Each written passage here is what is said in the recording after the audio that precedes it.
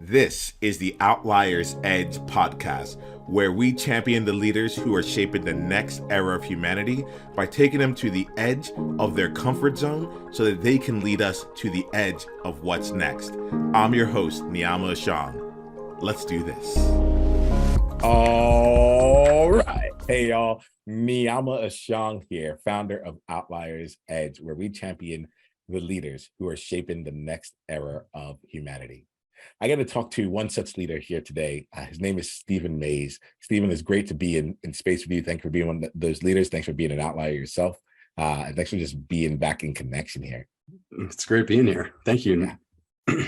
It's really interesting, Stephen, because sometimes this happens. Like I get a chance to reconnect with people beforehand, and before we hit record, I need to hit record immediately because the energy of what we are creating, both as we reconnect and as we just be with each other, I think it's palpable and it's powerful. And I wanted to start off here. One of the things I like to do is just really bring myself into the space with the person, right? I both remind myself, why are we here? To champion the leaders who are shaping the next era of humanity. Let me make sure I remember that. This is Stephen. He is a leader who is shaping the next era of humanity. I can hold that tightly, or I can hold that lightly, but let me not forget who I'm with, right? Mm-hmm. And whatever way that shapes up, let me not forget that. And then the second thing here is I want to make sure I'm actually make sure I know I'm speaking to you and not just speaking. So if you're good with this here, I'd like to share who you are to me in this moment, both to ground me and to let you know how let you know something there. You good with that? Sure. Yes. Great. Right. Thank you. Yeah. Yeah. So Stephen, there's we haven't had too many interactions, and we haven't had interactions in a long time. It's been a few years since we last came in, and I remember seeing your name, like you saying yes to this, and seeing oh, he's in for this conversation, and the experience that I had inside of my body was just this resounding two things. One, where there's a relaxation of some sort. I don't know, there was a relaxation, and then there was also just an unleashing of excited energy. I'm this is a grand person who keeps investing in his own growth and how he shows up in the world. I recently became an athlete, and I think about you, and I think about I think about that. I'm I know that sports has been a big part of your world, and even just here as we're reconnecting, what I get about you is the presence that you bring into an experience. We did something completely different. I had a podcast conversation beforehand. I just had the inclination. I was I think these two people should be, and we had some random just collision of as one person was coming in and the other person was going out.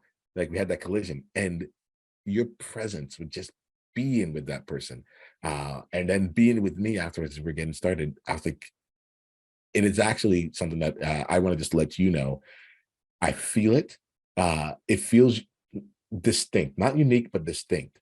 And I think that that is really powerful, because I think other people can also have presence, right? But your presence even has a certain quality and shimmer to it that excites me, that gets me rolling, and just makes me just so. I literally was we just need to hit record, because I don't know what's going to happen next, but the energy that you bring into this space it's already created magic.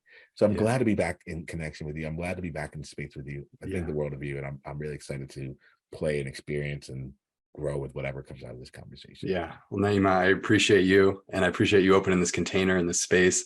I was saying right before we were recording, we had a session about 2 years ago, I think, and it just the profound shifts that happened from creating a container that we can open up and express and live kind of on that edge of what we think we're capable of. And some people call it a comfort zone, but that the outliers, those are the ones kind of breaking through that and going and playing on that little bit outside the circle, I guess, and so I want to appreciate, I want to send recognition to you and just honor you for opening the space and being here. And I just really appreciate you. Thank you, Stephen. I could feel myself wanting to move forward, and I was no, stop, receive here. Because there's even just the element of what resonated with me strongly when he said open in the space.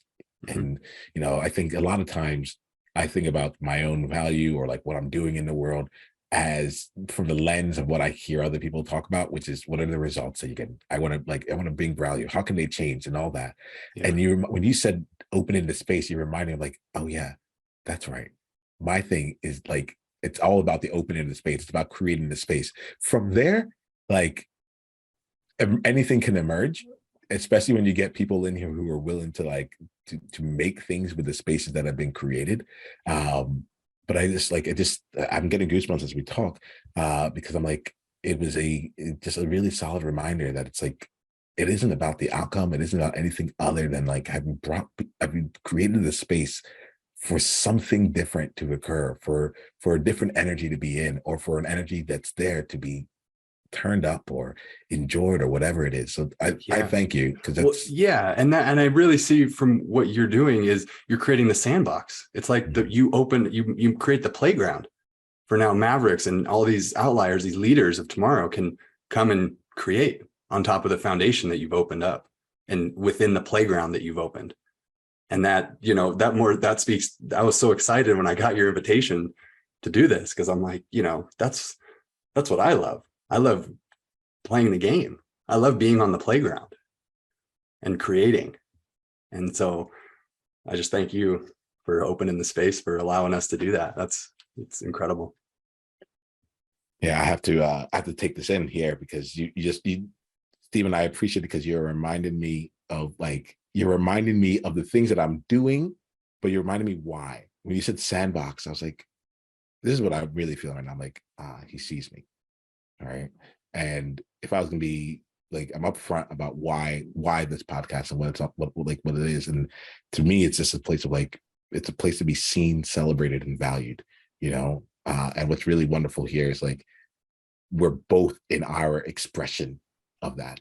And we're both in our expression of seeing one another, seeing what is, seeing what could be, and valuing that with each other. So what you said is actually lodging itself very, very, very close to my core. And I really appreciate it, because it's, as an outlier, like being on the edge, there are elements of, but everyone else says this is what should be done, and I'm not doing that.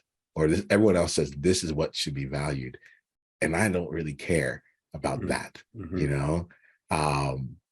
Everyone else says you should know what the end result will be, but I'm more like, if we can start something up, I don't want to limit the end result.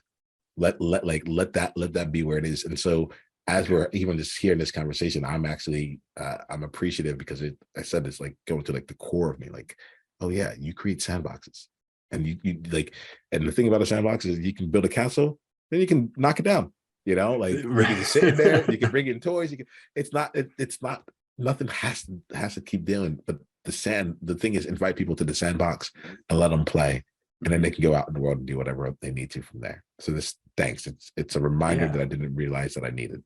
And I absolutely did. Oh, absolutely. It's my pleasure. This has been great so far. I mean, even just as a metaphor of like a launching platform, like who knows how high the rocket can go, right? But if you provide that platform and you let people create on top of that, like now you're empowering people. And that's what, I really respect and admire about you. Well, thank you. That's the name of this game here. Let's see where our rocket ship of a conversation goes today.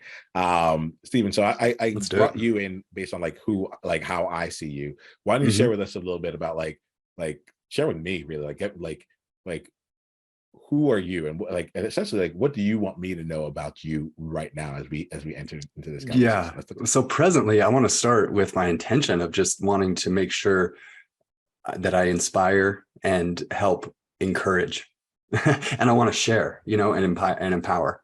And I want to share. I think just off the top, my message, like my mission, is to be creative and playful and explore my imagination, sharing it and share it with others, and just connect and maintain that state of playfulness. And I think something that makes me unique, regardless of professional titles or my roles as, a father or whatever it is gamifying things, like making things like a game. To me, my metaphor, my image for life is a game. So when I kind of think that off the top, it's like, okay, I'm in. I want to play. I want to participate in the game. I don't want to be on the sideline.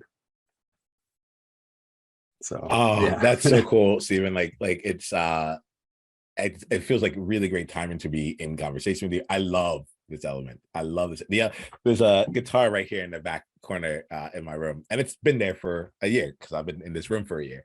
But it's literally just been there. Like I haven't been playing it, but so it's been sitting there, right? And so the other day I was reconnecting with someone, and she's just such an amazing like human being. So we come into conversation about 12 seconds into the conversation. She's like, I see that wonderful looking guitar back there. Like, yeah. They're like, and I was about to go to like, I haven't played it. She's like, play me something. I was like, no. Like, just so you know, like it's there, but like I haven't been playing it. She's like, I don't care. Like, I want you to play me something, And I ended up walking over, grabbing the guitar. I mean, like I really don't, you know what? And then I'm like, I just started creating a concert. I was like, here you are. I'm making up this new original song. She's like, play me Ba Ba Black Sheep. Like, it's like something super, super simple. I was like, I'm not gonna just play you Ba Ba Black Sheep. Like part of me was like, well, if I play this, like it's like 3 notes. And if I can't do that right, then I'm probably still like that's yeah. Have you been practicing? Yeah, I'm like, I'm gonna make your own original song. And I was like, and Steven, here's what was really in the back of my mind. I'm like, who knows, man? Like, I might be like really good at this. I just haven't done it in a while. Like maybe it'll all come in and it didn't come back at all. It was like, right. But we were talking about it afterwards, and what came up for both of us was just like this element of like infusing play into things, and to be able to like, and to get out of the head and to get into the body, into more of what the world has to offer than just like what the thinking mind has to do. So like for me, I'm like, oh, what great timing. Just based on, like, I almost feel like I was primed for this conversation today with that when that happened yesterday. I'm like, oh, anything can happen, Yeah.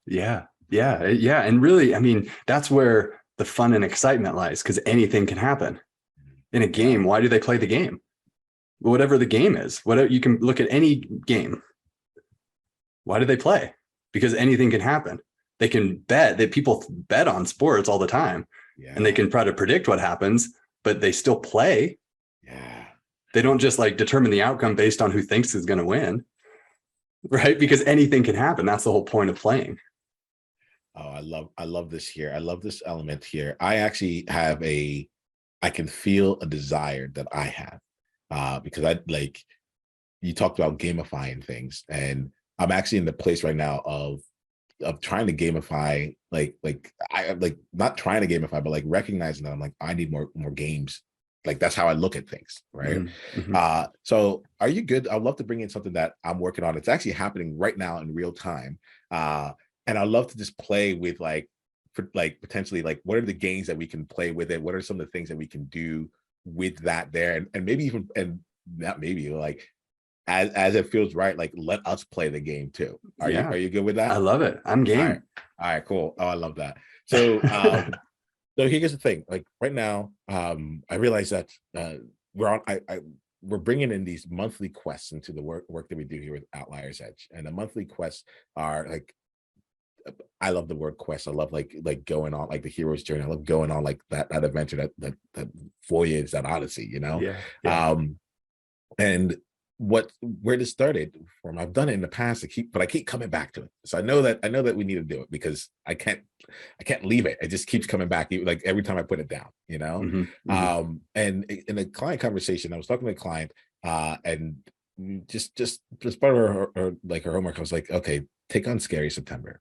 And she sends me a message that says, oh, okay, like I talked to someone else, and they said I should go get 12 clients this month. And that feels scary to me, So I'm going to go do it. Right. And I sent a message back. I'm like, that's not scary for you. That's work. It's challenging, but that's not necessarily scary. Like, I don't want to take away from like what it will be, but like, we're playing a game of scary, like, Yeah. Like let's find and explore what would it be like. Maybe it's reaching out to one person and making a proposal that's 12 times the amount that you normally did. Get what you would have gotten for 12 people with one. Like, let's play that game, you know? Yeah, that's scary. Yeah. Yeah, Right. we're stepping into it. So Mhm. now I'm looking at it, I'm realizing, I'm like, oh, if I really want to do this, like, I know how to play the game, but like other people may not. They're high performers, people that are up to big things in the world, you know? But like, I'm really curious about like, not even curious, I've like literally changed my entire like focus with my team and everything to say, we need to make this, we need to create a world around this. We really need to go and like help them really be successful with taking on this quest, you know, and Yeah. finding out different ways to play with this here. Mhm. So there's some things I'm working on. There's some things that I'm going through right now with it, but I'm like really curious about like how you look at games. I'm putting in this context of Scary September because I just think there's something, it's going to be really fun. We're going to do something different each month, but I'm really curious about like how you look at games and how like, you know, games like come up for you, how you like design them in real time. Like, I just feel like there's just something here where I want to build off this. So I'm putting Yeah. in my thing in particular Okay. to see if there's anything that like feels good of you to like explore with that. Yeah. And then we'll just keep going from there. Yeah. The first thing that comes up to me is if you're not having fun, you're doing it wrong. Right. So like making fun part of the process. So you want to continue doing it. And then sorry here. Number two is basically sorry, we're as far as your gamify when you're gaming, build bite size is better. That was what I was looking for. Like, Yeah. if bite size the game, like make it smaller. How can you do threes? Like take 3 steps, but make them small steps, you know, and we want to do these big things and make big leaps. But if you can remember the rule of 3 and just do a set of 3, start with 1, 2, 3, but make it small steps. Now 3 small steps give you momentum. And that's like the equivalent of taking a big step. Oh, that's cool. But it's iterations of the 3. Okay. You know? Can you help make this real for me? It doesn't need to be within my context here. I wanted to bring in a context, but like share with me like an example of like, you know, a bite-sized game with the 3. And if you can, like, I would love to hear something that's like, here goes where it may have started out, like here goes what the bigger thing could have been, Yeah. you know, Yeah. but actually like in making it bite-sized, this is what it actually ended up So looking fun, like making it fun, keeping it fun. So like in your example, let's say of making a 12x proposal. Okay, so if you're going to ask for 100, now you're going to ask for $12,000. Mm-hmm. Is that 1200? That'd be 1200x. Well, yeah. Still, if you're thinking 100x times, you know, that's a big jump. It's a quantum leap. Yeah. Right. So how do we make that quantum leap? Well, let's keep it fun, but what are the micro steps that are going to get us there? And we want to connect. Like, what's going to be fun? It's going to connect with someone who might be interested in something like this. Like, who do we already know who's interested? And then how can we just connect with them? Because that's where the juice is. That's where we feel alive and we feel like we want to do that naturally. So let's start with 3 outbound phone calls. Like, let's start with just 3.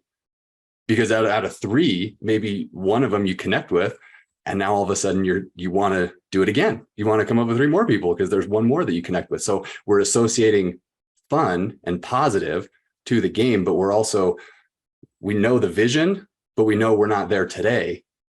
So make it bite size, because now today you'll do something in the direction of the vision. But I think sometimes if we have a grand vision, we get overwhelmed. We do nothing today because it's too much. You're not going to be at the end ultimate goal today. That's why there's a gap. That's why there's a desire to want to change or move forward.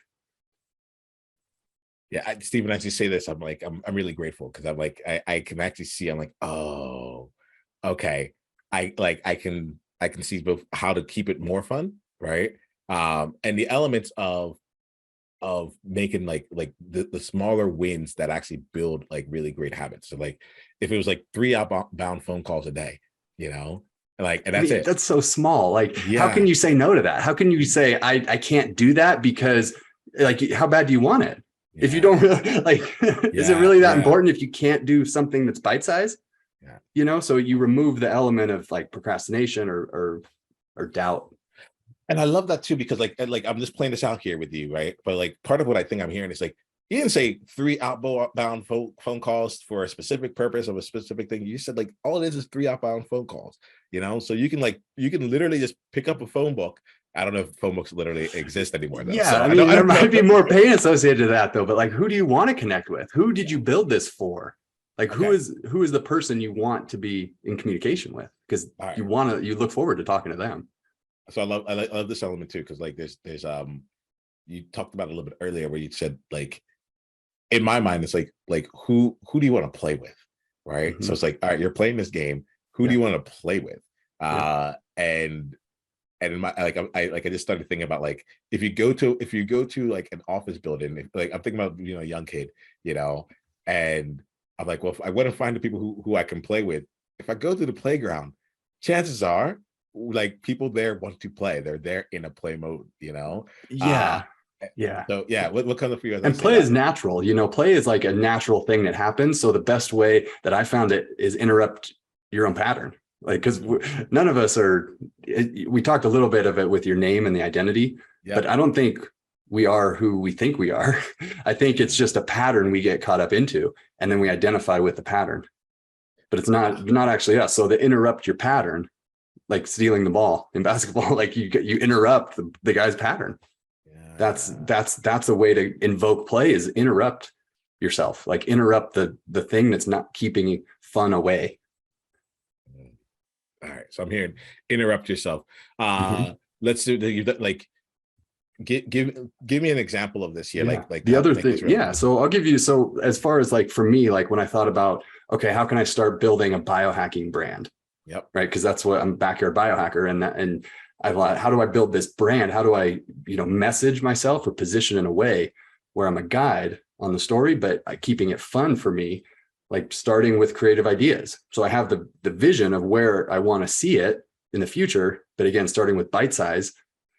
I want to get on my rebounder, and I want to get more air. I want to exercise and move my body and develop my brain. So even just taking a ball and tossing it to myself, counting how many times I can do it before dropping it, or taking a ball and switching hand to hand, so it's crossing my midline, so my brain has to learn and adapt, or making it harder by tossing the ball and moving my hand in between the ball and my hand.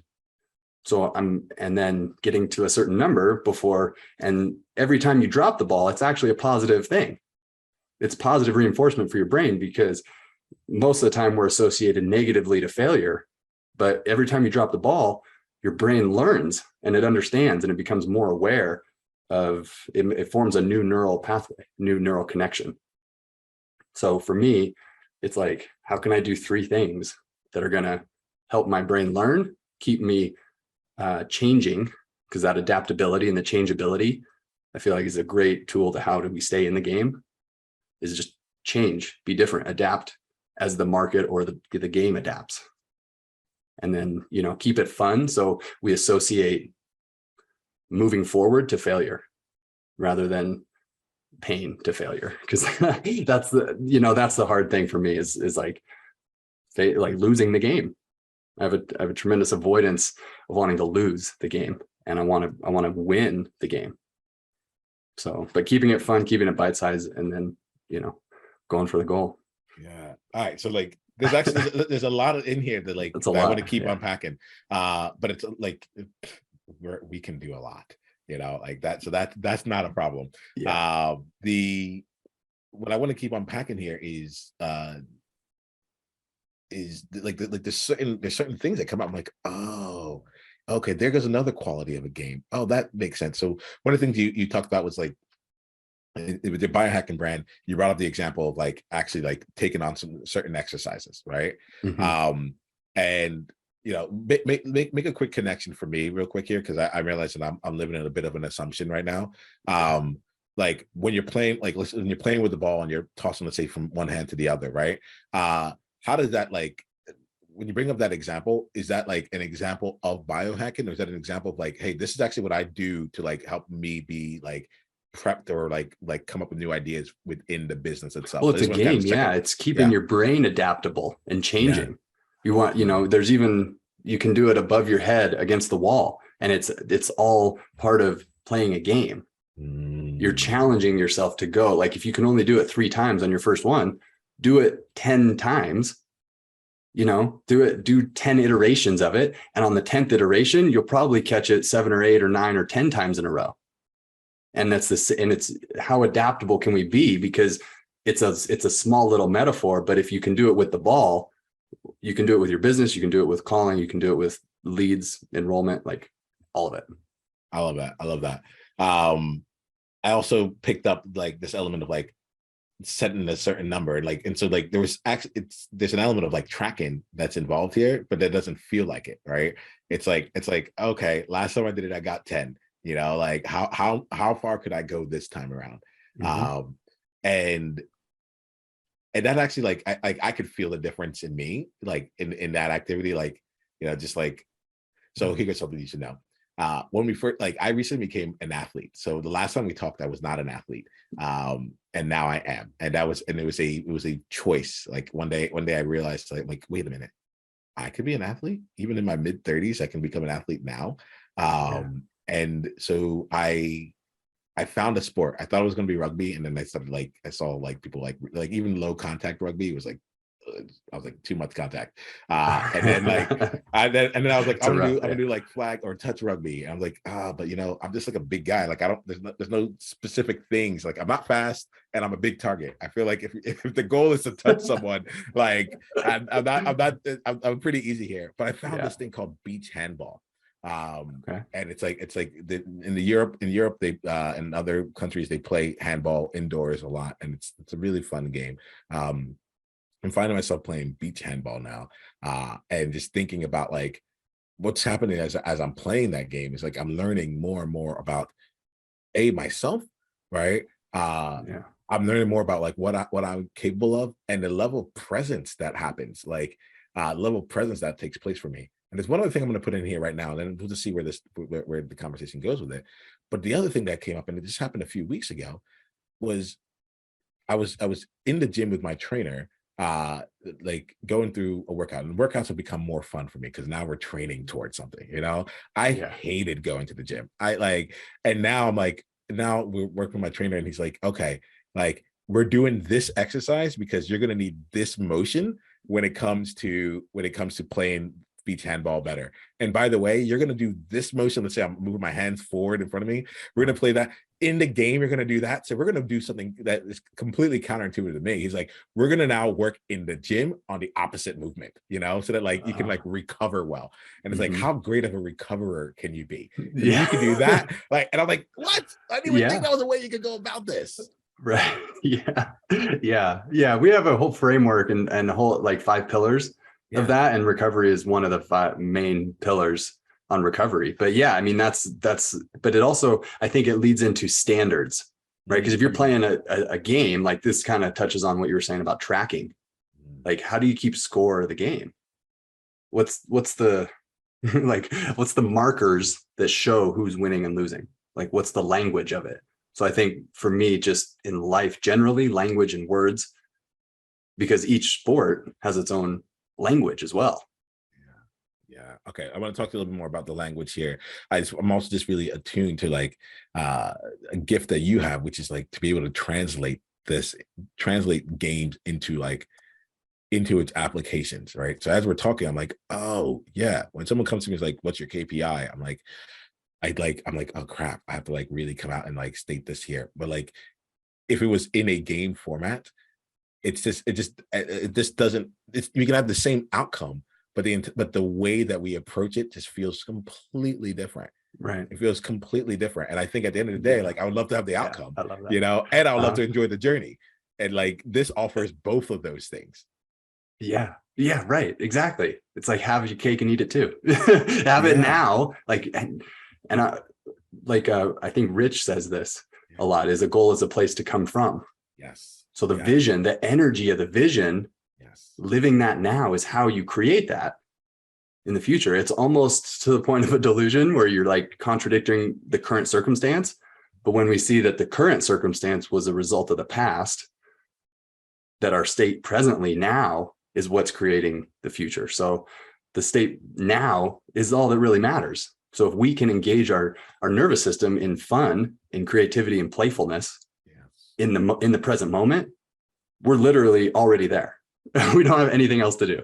So I gotta ask you this here, and this might be a game as well for people, but like we're gonna start wrapping up this conversation. But I feel good about I feel good. I'm like, not only am I inspired, I know how I'm incorporating this. Like there's at least 4 different things that I'm like, oh, okay.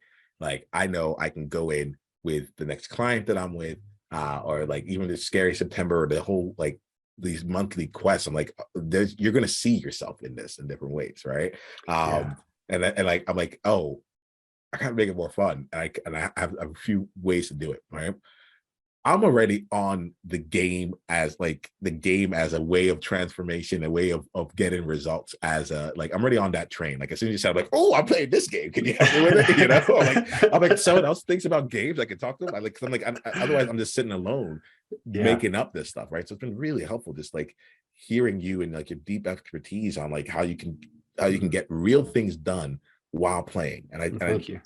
I really, it's something powerful. I want to speak now to the person who wasn't already on the train, you know, the person who was walking and we're all heading to the same destination, but they're like, how do I like will that actually work in my environment? Like my boss is to this, I'm responsible, like that sounds good, but I'm responsible for payroll for all these people. I can't just be playing games, so on and so forth. I love it. So I'd love to like just like create a little bit of space for us to talk to, not like to the person who's on board or wants to get on board and is still facing some type of resistance. This one leaves some space for us to just talk to that because it's easy to say, and for some people it's harder to actually get done. So do you have any thoughts around if you find yourself in that position, like some of the things to get started, or some things that we can acknowledge for them? Yeah.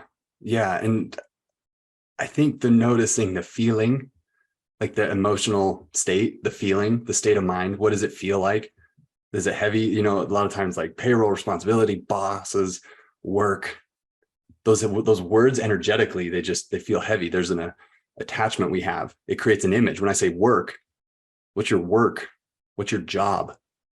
What do you do? Like there's a frame and a scope in those questions that induce a certain amount of stress if we're associated to work in a negative way like that, with over responsibility, being overwhelmed, being burned out, not feeling supported by our boss or our coworkers, right?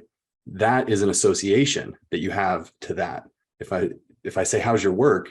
That invokes an image. So for me, what I tried to do is just replace every time I said work, what if I just switched it with play? You know, and what if it's the one and the same? What if I spent my time playing, even if I'm at work? You know, like just reassociating the words that we use when we describe the situation. Yeah. Like a game. Like what can I say about this that would actually make me laugh or keep a playful sense about me? Like how could I describe this in such a way that would make me feel playful or fun? Because now I'm going to approach that situation with a playful, fun state. I'm going to have far more influence over the outcome. I'm going to be able to think creatively and keep it bite-sized, right? So maybe you don't go and you have a great day all day, but you take 3 minutes, you connect with 3 coworkers and you give them encouragement and positive something, and you check it off the box for you today. That was your game. Just engage with 3 coworkers that have, you know, maybe something going on in their life, and you can just give them some encouragement, give them some positive reinforcement, and play the game energetically. There's a couple different things that are coming up here when I hear this here. One of them is, I'm gonna speak to you, Outliers, like pause what you're doing right now and just like think about one area in your life where you can have a bite-sized game, a bite-sized win that's here, right? You talk about talking to 3, like what's something that, do you mind if I put it into this context? Is the game I'm making up a game with y'all, just so y'all know, right? So here goes, this is how to play, right? This is how the game that I'm making up. And Steven, let's guide it as we need to in real time too, right? But it's like, what's something in your life right now that feels like super heavy, feels like that has that kind of feel to it, that feels like or like, well, whatever, what's something in your life that that's something heavy in it, right? And now let's just see here and just take an aspect and just say like, all right, well, what would happen like what would you need to do to take on a bite-sized action related to that, to make that lighter? And then ultimately it has to be something that would be fun, right? Something that'd be fun for you. So just like Stephen, help me here. I'm applying what you're saying, right? And I'm also like, let's make this real. It's like I feel like we can make a game out of this here. Yeah. And give people a chance to go play that game and go. So yeah, perfect. Again, 3 steps, right? Like the first is make it fun.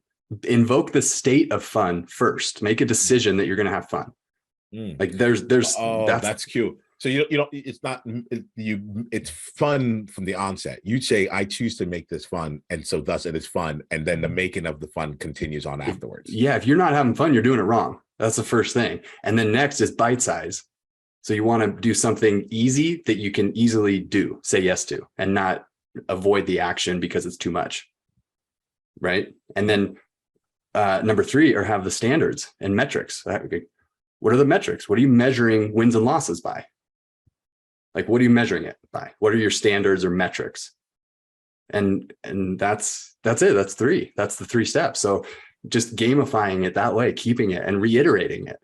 Because as you go through the process, it's more fun to reiterate because you have to go back to step number 1 and then make it bite-sized, and you do it and you follow through. Then you feel good about yourself, and it reinforces your identity, it reinforces your belief that you can actually make things happen and have an impact.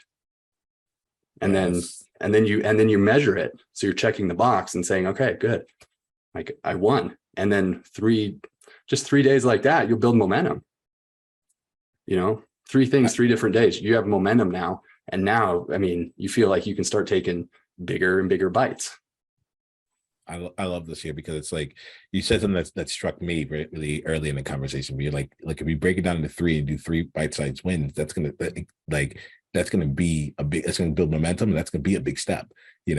Like you just broke that big step into 3 bite-sized wins, which you would actually take action on that felt good, so on and so forth, as opposed to like one large monumental thing that felt like so much.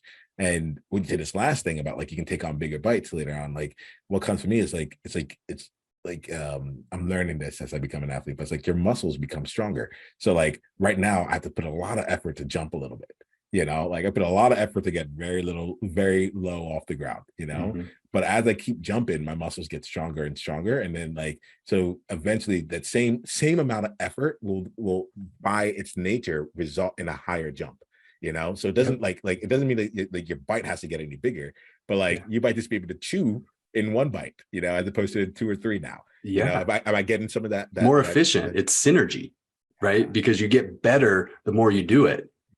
So it might take you a certain amount of time to get 0 to 10, but it'll take you half the amount of time to get from 10 to 20. Yep. And it'll take half the amount of time to get from 20 to 30. Yes. I love that. It's like it makes a lot of sense. So Stephen, we have to bring this conversation to a close here. We're going to do this in 2 ways. One, I'm going to invite you to, a lot of people would say like, hey, what's a message you would go back and tell your past self?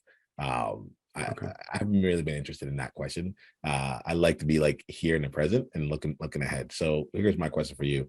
What's a message that you right now, present Stephen, would leave for the future Stephen that like maybe you need to be reminded of like at some point here, but it's a truth that to be true right now, that like you're just like, hey, this is so important, like no matter what else is happening, don't forget this. Wow. Yeah, I would say I